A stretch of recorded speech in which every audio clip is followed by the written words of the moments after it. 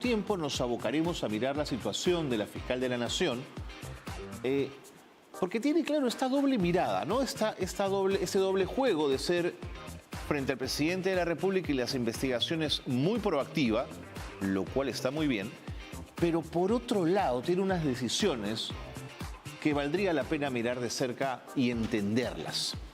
Quien nos puede ayudar a hacer esto es Cruz Silva, coordinadora de Justicia Viva del Instituto de Defensa Legal y del Grupo de Trabajo contra la Corrupción de la Coordinadora Nacional de Derechos Humanos. Cruz, ¿cómo estás? Siempre es un gusto conversar contigo. Muy buenas noches, bienvenida. Muchas gracias, muy buenas noches a ti. Gracias por la invitación. Cruz, comencemos con el tema de la Comisión Especial para elegir al Defensor del Pueblo. ¿Qué lectura estás teniendo hasta ahora del proceso? Mira, el proceso mismo está lamentablemente repitiendo los errores del proceso anterior. Plazos muy cortos, imposibilidad real de que sociedad civil pueda de alguna forma aportar para elegir el mejor perfil o informar a los integrantes de la comisión sobre algunas partes de las trayectorias de los postulantes. Podemos ver también de que no hay una perspectiva de género. El proceso ha hecho que solamente exista una candidata finalmente, pero sobre todo, y esto es muy grave y repetitivo, la existencia de esta comisión y el desempeño de este proceso está violando directamente una decisión judicial.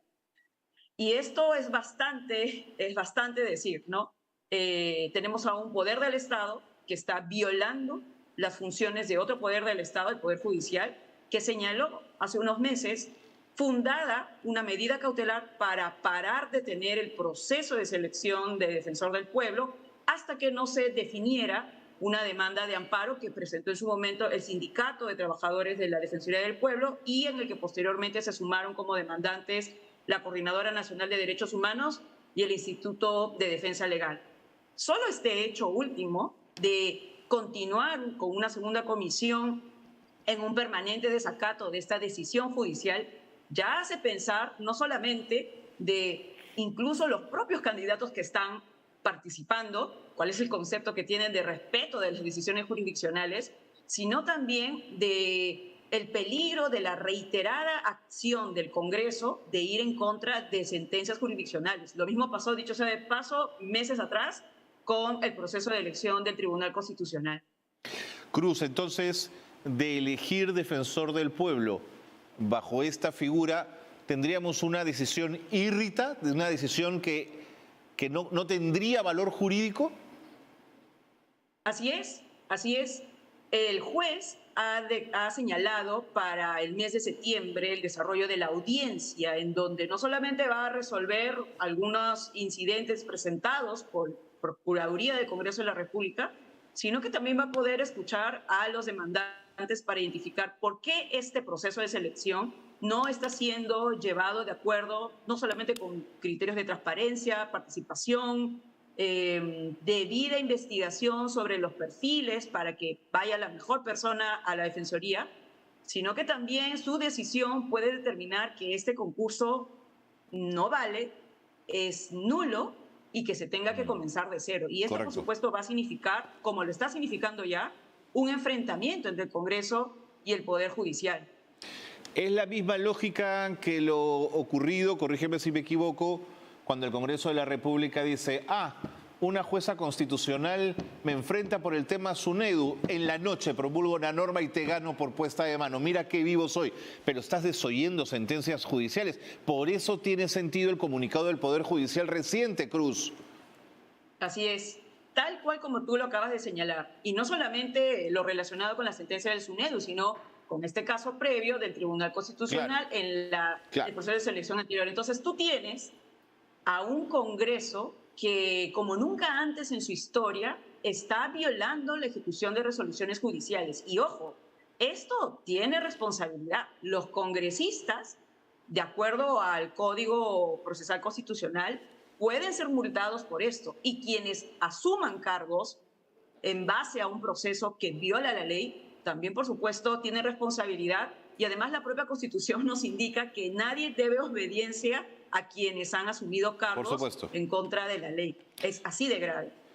Listo, Cruz. Vámonos a otros temas también importantes.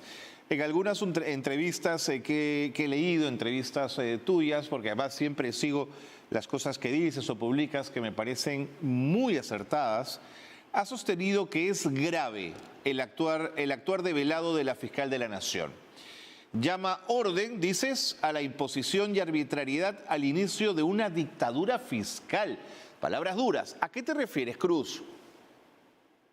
Mira, a lo que me refiero es a lo que a la par de la importante investigación que se está realizando y empujando al presidente de la República a la luz de indicios muy serios de presuntos actos de corrupción, a la par de esa importante labor, como cual cara de la misma moneda, está tomando decisiones que favorecen la impunidad de una serie de investigaciones que involucran nada más y nada menos que casos de corrupción de jueces y fiscales que en estos momentos están en proceso, mejor dicho, están en actividad. Estamos hablando nada más y nada menos que de las decisiones que ha tomado para trasladar, remover a fiscales que investigan el caso CNM Audios y además, lo que ya se conoce, el traslado de la fiscal Bersabe Revilla, que no solamente fue quien llevó adelante el proceso penal por el cual Pedro Chávarri termina siendo sancionado penalmente por la remoción ilegal del fiscal Vela y del fiscal Pérez, sino que esta fiscal venía investigando a la hermana del actual fiscal de la Nación. Entonces, estas decisiones que ella llama ordenar la casa, no solamente están quebrando el muy abnegado y sacrificado trabajo de investigación sobre el caso Cuellos Blancos. Recordemos, esto viene desde antes del 2018 y viene desde una fiscalía provincial que ha tenido que pregar incluso contra sus colegas de altas instancias en el mismo Ministerio Público. Recordemos Pedro Chávarri, Tomás Gálvez, Sarce, entre otros. Entonces, ¿por qué la fiscal está haciendo esto? Y no solamente está yendo sobre un proceso de investigación muy delicado de jueces y fiscales hoy en funciones. Sí, entiendo. Sino que además está nombrando personas dentro del Ministerio Público que tienen un pasado político partidario. Ha llamado la atención, por ejemplo, el nombramiento de la gerente general. Detente un ratito ahí. El nombramiento de la secretaria general, quiero verlo más adelante, pero quiero plantear lo que ella ha señalado textualmente, a ver si te hace sentido. Ella dice, se ha dicho de manera errada y malintencionada que estoy usando mi cargo para ayudar a mi hermana. Ninguna de ellas tiene investigación relacionada a Cuellos Blancos, le dijo a RPP la fiscal Cruz. Mira, en principio, estas declaraciones son un poco peligrosas y preocupantes porque lo que aquí existe es una crítica objetiva y ella, como funcionaria pública, debería ser tolerante a las mismas. Estas críticas no están relacionadas a solo casos Cuellos Blancos y ella trata de confundir, al parecer, a la opinión pública.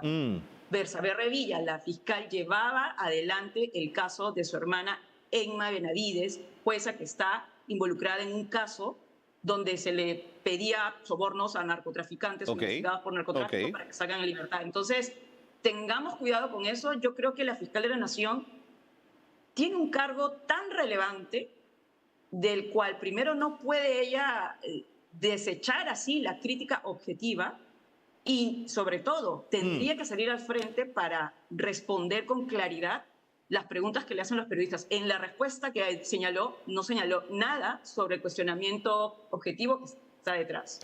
Pero además, Cruz, hay un extracto obtenido del momento en el que ella se presenta ante la Junta Nacional de Justicia, en el momento en que aspiraba a ser fiscal suprema, ¿no es cierto? Y estaba ante la Junta y ella dice, jamás me meteré en un asunto que tenga que ver con mi hermana o mi familia. Palabras más, palabras menos, Cruz. Esto es justamente uno de los serios problemas del actuar de la fiscal. La fiscal ha mentido a la Junta Nacional de Justicia y ten por seguro que si es que la respuesta hubiera sido, sí, señores, yo voy a sacar a la fiscal que ve el caso de mi hermana, trasladándola de su despacho. Si ella hubiera señalado eso, no hubiera sido elegida fiscal suprema, porque esto no solamente interfiere con la investigación, es decir, el proceso de justicia respecto de su hermana, para el cual está usando el cargo, eso no hubiera podido haberlo hecho si es que no hubiera estado en el cargo en el que está, sino que además, al hacer esta remoción de esta forma, como otras remociones, está violando el estándar supranacional de una sentencia de la Corte Interamericana que es vinculante para el Perú. Ella, que es una autoridad de justicia, debiera ser la primera en acatarlo, y es el famoso caso Casa Nina de diciembre del 2020, que trata sobre cómo sacar o remover, trasladar, sin violar la independencia, de fiscales provisionales. Y ese es el caso de la fiscal Betsabe Revillo. Cruz, pero al mismo tiempo pude escuchar una declaración de Emma Benavides, hermana de la fiscal Patricia Benavides, en la audiencia donde le dan 36 meses de comparecencia restringida o de impedimento de salida del país, donde ella dice, este es como una suerte de viejo lío, de vieja pelea entre mi hermana y la fiscal que me está acusando, la fiscal Revilla. ¿Has visto esa declaración? ¿La has podido escuchar? ¿La valoras? Sí, mira, la he visto e incluso yo invitaría a que se viera lo que pasó segundos antes. Segundos antes, lo que señaló la jueza Emma Benavides es un ataque directo, y no a los argumentos, de la postura fiscal, directamente a la fiscal Betsabe Revilla. Y tanto es así que el propio juez Núñez Culca debió detener un poco el debate y señalarle que, por favor, no ataque personalmente en el proceso. Lo que tú has mencionado, además, suma a una seria situación. Aquí existe ya una predisposición subjetiva en contra de la fiscal que veía un caso de parte de la investigada, en donde ella de motu propio involucra a su hermana. Por eso es tan delicado este caso y aumenta la necesidad y la urgencia de que la Junta Nacional de Justicia, que eligió a la doctora Patricia Benavides ¿qué puede hacer? Suprema, inmediatamente tenga que hacer algo, como por ejemplo abrir investigaciones preliminares respecto de un procedimiento disciplinario que, de acuerdo a la gravedad de lo que estamos viendo, merece una destitución. Cruz, o sea que tú planteas que la Junta Nacional de Justicia le abra una investigación a la recién elegida por ellos mismos fiscal suprema y fiscal de la Nación. ¿No lo van a hacer, pues, Cruz?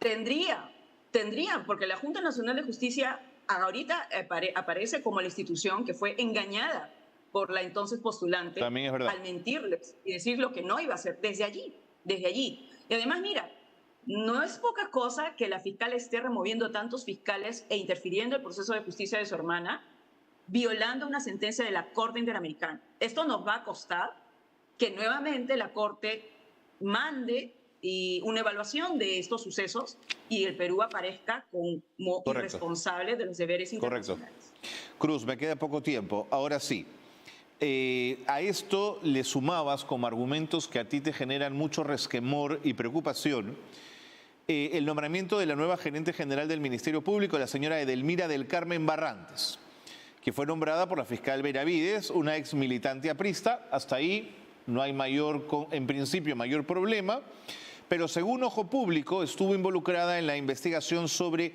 ex trabajadores de salud que cobraron indemnizaciones antes de pasar a la cartera del Interior. Mira, si uno quiere poner orden en la casa, no llamas a personas que han sido visiblemente cuestionadas e involucradas con partidos políticos que, dicho sea de paso, han estado relacionados con cuestionamientos ante la propia Fiscalía en otros años de impunidad de sus casos. No solamente es el caso de la doctora Edelmira Carmen Barrantes, que pone en cuestionamiento el ordenar la casa, o en todo caso ordenarlo para qué, o para quiénes, o para qué intereses, son preguntas absolutamente válidas y legítimas, sino que además ha también trascendido que habría nombrado, y ha nombrado, mejor dicho, porque existe ya la resolución firmada por la fiscal, como representante titular ante la Comisión Nacional Anticorrupción al señor Jorge Luis Caloguero Encina. ¿Quién es él de acuerdo a un documento o una publicación de la República? Fue viceministro de Orden Interno del Ministerio del Interior desde el 17 de diciembre del 2010 durante el gobierno aprista. En su momento, este nombramiento, que fue relacionado con otros cuestionamientos, fue señalado por un excongresista y apuntalado como una de las preguntas de por qué la Fiscalía de la Nación, en ese entonces al mando del doctor José Peláez Bardales, no estaba teniendo acciones importantes en la investigación de procesos de corrupción relacionados justamente con el gobierno del Partido Aprista Peruano. Y aquí yo lo relaciono con otra cosa. En el momento de la juramentación, y por eso esto es tan delicado y es importante ponerle mucho más ojos, en el momento de la juramentación de la doctora Patricia Benavides aparecen personajes que no deberían estar, pero que están. Personajes que están relacionados hoy por hoy con el litigio activo frente al Ministerio Público y con algunos cuestionamientos. ¿A quiénes te refieres? Estuvieron allí? Peláez Bardales, José Peláez Bardales, justamente el ex fiscal de la Nación, cuyos cuestionamientos ahora estamos hablando, por ejemplo, respecto del señor Caloguero Encina.